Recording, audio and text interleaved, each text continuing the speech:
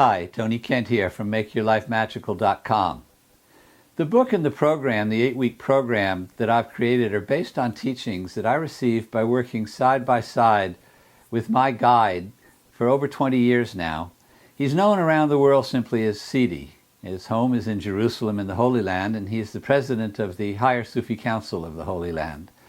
He comes to the U.S. every year, and we travel together to many different communities where he shares his teachings, which are based on the teachings that came through the prophets. In fact, this year he published a book called The Resolute Prophets, and he spent the entire summer teaching from that book.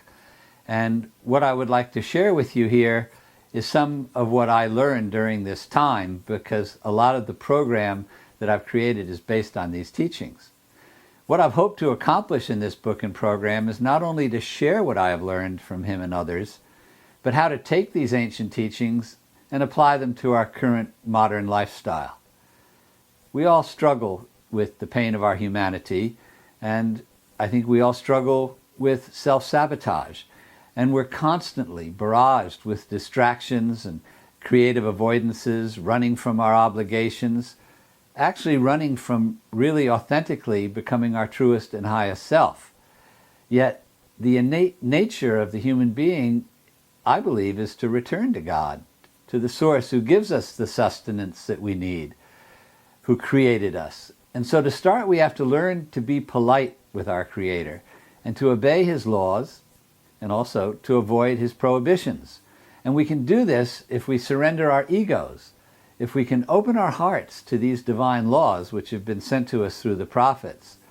Because all the prophets were examples of moral and spiritual rectitude. That makes the prophets the medicine for us. Now, all the messages from every prophet carry one message, and that's the message of unity. They were also given a great responsibility. They had to know God, and they had to carry the message of love and peace and mercy everywhere. So we can learn from this. We must learn to open our hearts to this love so that we can carry this love with us always, and then every action, every intention, everything that we do will come and spring from the roots of this love.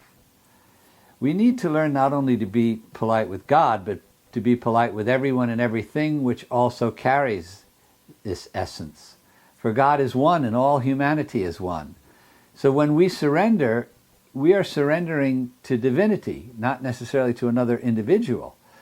And to live in harmony with the divine laws, we have to work to purify our hearts. And the way we can find purity of heart is by starting to always speak the truth, to be with God with all of our senses.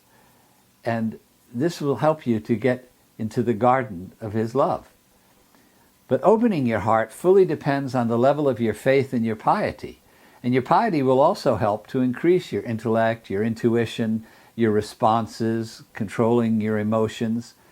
And by following the divine laws and the messages of the prophets, I believe, is the best way that I know of to develop this piety. God doesn't become tired or unhappy when He attempts to guide us. It says in many of the holy books, like for instance in the Quran, it says, God does not change the grace He bestows on people until they change themselves. The way to heal your distress, your pain, your suffering, your sadness is to feed your heart with connection to God, because if you don't, then the devil, or what the Sufis call the shaitan, is going to fill the empty spaces. The prophets came to help people to move out of the darkness and to move towards the light. They experience God's mercy in everything. And what's interesting is it really, this mercy comes before the love, because everything needs mercy. The birds, the plants, the trees, especially the human being. And mercy is what will open the heart to love. So we need to learn to be merciful with everybody. Now, most of the universe is relatively or absolutely invisible to us, so we need another source to provide us with the knowledge to lift the veils of some of these invisible realities. And this knowledge cannot be known by the mind or the intellect alone. For this, we need the guide. We need someone who has walked the path and who knows the pitfalls. We don't have prophets in our time, but God has sent many messengers who also carry these truths, who know the hearts of the prophets, and they carry the message of the love and the peace and the mercy and the justice and the freedom. And I strongly recommend seeking out these messengers and learning from them. Personally, I feel I'm but a drop in the water of the ocean of my guide and all that he contains, but I hope that what I share with you will give you yearning to seek more deeply into the reality of these divine laws. One spark can make a fire in somebody's heart. We're social human beings, and we don't live excluded from other people's companionship. So we are in need of rules to regulate and balance us, not only individually, but collectively.